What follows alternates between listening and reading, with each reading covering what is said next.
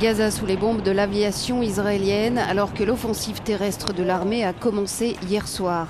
La plupart des combats au sol se déroulent dans le sud de la bande de Gaza, à Khan Younes et Rafah, et dans le nord, près de la frontière avec Israël.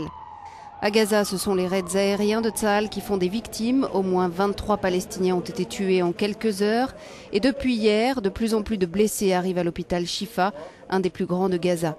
Cette petite fille de 5 ans sur ce lit a été blessée. À ses côtés, c'est son père.